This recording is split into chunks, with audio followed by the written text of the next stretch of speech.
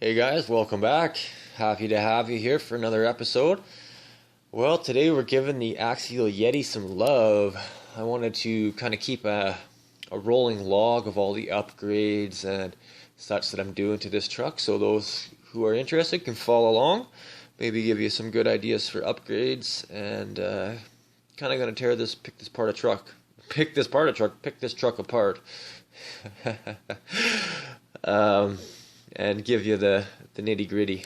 So I've kind of went a little overboard with this truck, and it's kind of the wife's getting a little mad at me. It's so easy to do. Like, these things just cost so much money. It is a problem. And then to have to go out and spend hundreds of dollars more on top of a $500 purchase just to get it to run properly without breaking every 2 seconds is kind of a letdown, Axial. To be honest, I'm a little pissed about two things. One, I guess I should have took it off and shown you here. The hubs. The hubs on these Walker Evans rims are a problem. I'm going to take one off and just show you here. Before I jump into that there, I just wanted to talk about the body here. I got some plans to put a nice LED kit in here, so I just thought I'd show you the start of this system I'm making. Just drilled some small 5mm holes for these LED retainers. Popped them in. You can see two of them are, if I can get the focus in, two. These ones on the edge are flat, so they're wide angle Piranha bulbs. And these are a straw hat or round top. These put out more of like a beam, and these are more of a wide angle, like 120 degree to like a 30 degree, right? So they put out quite a bit of light, these two little lights. It's nice having the exoskeleton because you can use it to trace all your wires. So now I'll join this one into here and run a single line back to the back. And one of my favorite things here is they include that rear light canister set. So I can throw in 4 red Piranhas up there. Got the LEDs ready to go. And then I'll just drop the power down and either pick it up off there or run it off my BEC depending, or right off the LiPo. Which is another easy thing to do, just connect right to the balance plug. But you got to size your resistors accordingly. Also, make sure that you kind of know what you're doing. Do your basics. I've got a couple different LED wiring videos out there, I believe, but I will look at doing a more in-depth one shortly. So I just thought I'd talk about that. That's another planned upgrade I have. The front of this truck has a spot for the light canisters to bolt right up to the bumper. I do have a T-Bone Racing bumper coming for this. It sits out a little bit on the front, but not bad. And then you can get some Rigid Industries. They make some awesome lights for these. They're like $100 though, but they're crazy. They put out as much light as like your car headlights. They're nuts. But I'm going to look at putting some light canisters on here as well, and perhaps even some more somewhere else in the body. I don't know where yet, or if I can get a light bar or something to bolt up underneath, or along the bottom of the window maybe, or I'm not quite sure yet. Probably along the bottom, or right there maybe even. But that's later on. I just thought I'd talk about that a little bit. Okay, so I got the back tire off here. Now, I'm not going to take both off because I've already had to fix this one. I modified it just to make it work in the time being so I can use it while I wait for the Vanquish hubs that I've ordered to get here. So, I just want to show you some. So most wheels and tires, you think of any normal truck besides an Axial. What do they attach the tires to the axle with? Most use a hex. Even on the cheaper side of the spectrum here, you'll have plastic hexes on most vehicles, like a Traxxas Slash or whatever. So your problems, or the weakness is, if your wheel nuts back off, the hexes will round out your rims. I've had it happen where the hex, they come loose, they'll spin inside of the hex on your rim and just round it out so it wrecks the whole rim. You got to take the tire off, blah blah blah. Well, it's almost worse. Where's the tire here? Sorry. So this is how Axial attaches. This whole giant, this thing has got a lot of grip. 2.2 inch BF Goodrich crawler TA. This thing is grippy. I'm not kidding. So what not even a hex. A single 11 millimeter pin. That is it. Attaching that whole tire to the axle. That's a joke.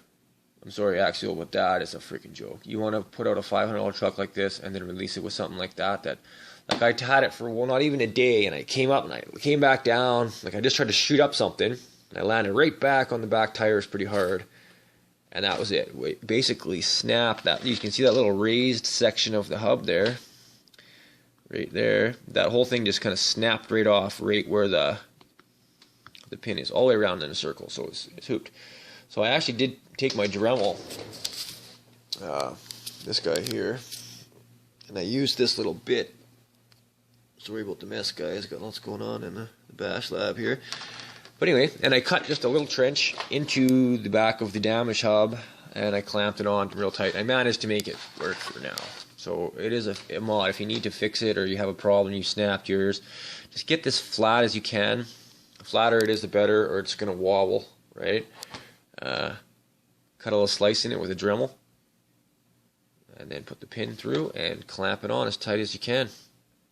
That's what I did. I've been using it now for a good week. Pretty hard too, like not taking it too easy on it, and it's held up, so happy about that. But I do have a bunch of upgrades, out of focus, on the way for this truck already, and I've done a whole bunch. So the first thing I did was basically swap out the heart of this system. I am lucky enough to have several different speed controls and motors and whatever. So I took a sensor system out of one of my race trucks. So it was in my Hyper 10, I believe.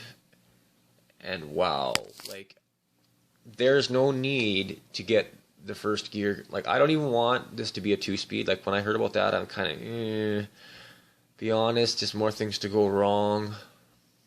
1 gear is good enough for me. So I basically run this 2S, is where it's geared at right now. Pretty high gearing on here, but it's got some serious go. And I can crawl it awesome with the censored system. Love it, love it, love it. Can't say it enough. Just go censored and you're laughing. So I immediately pulled the system out before I even used it. It's right there. And I got it up for sale right now. And you'd be surprised, I could probably get at least $150 for that system. Which this whole sensor system costs me about $160, I think. So pretty much trade right across for the system you want. Anyway, so what have I done here? This is the Toro TS120 competition billet aluminum case ESC with the S Pro 4 competition 4-pole 4300 kV motor. Pretty awesome. It's kind of like a Tekin. A lot of people compare it to the Tekin. It's got a ton of go. There's the ESC capacitor. Upgraded the servo. I put this Trackstar TS900 in there. I've done a review on it. If you're interested, go have a look. Love this servo. Can't say enough about it. I've had it for months now. Never let me down. I've never had any problems with breaking gears or stripping anything out. I think it's just performed like a champ. Now I got the Bluetooth module up on the top there, and this thing, I can't say enough about that. While I'm running the truck, this is pretty awesome, because as long as it's on, you initially turn it on, keep your phone in your pocket. Now, my truck doesn't usually go too far away from me. If it does, well then the Bluetooth will lose connection and you'll have to reset it. But if you keep it within 20, 30 meters of you, maybe 30 meters, you're fine. So I'll be out just rock racing this thing, going fast, full out, 40 mile an hour kind of thing, ripping around in the dirt, and all of a sudden I come into technical stuff where I want to go slow. Well, now I don't want my brakes and stuff on this thing. I just want to forward and reverse like a rock crawler, so you can kind of rock the truck up stuff and whatever. Well, all I do is just pull my phone out, boom, connect with the app, beep, it connects right there. I don't have to pull the body off or anything. Boom, I can just change the forward mode to forward and reverse, no brake. Boom, save. The ESC goes beep, beep, off you go. Pretty awesome. You can just put it into rock crawling mode right there from your phone on the side of the trail. So that's basically it. I got rid of the cheap springs on here. Not cheap springs, just I guess they're crappy springs. They're so weak. Just sloppy. So I haven't even changed the oil in this thing yet, to be honest. I have left the stock, the shocks stock. They do come with a bunch of upgraded goodies. two-stage pistons, and a bunch of hardware to rebuild the shocks. Two-stage pistons allows you to vary the dampening one way. You can have it compress faster or return to static ride height faster one direction, which can be very helpful. Allows you to run, say in one situation you run a thicker weight oil, it'll perform like a thinner weight oil, or reverse that situation. So that's basically it. I got a T-bone racing bumper on the way for this guy. Ordered Vanquish hubs, front and rear, also hexes. What else? I got one more thing coming for it. Can't remember.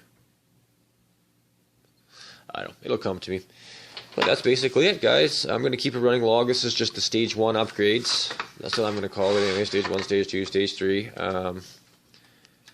Next will probably be the front end. I want to do the links, put titanium links on here, get the Vanquish steering rack, and the titanium shear pin set. Just tightens up all the front end, takes all the slop out of it.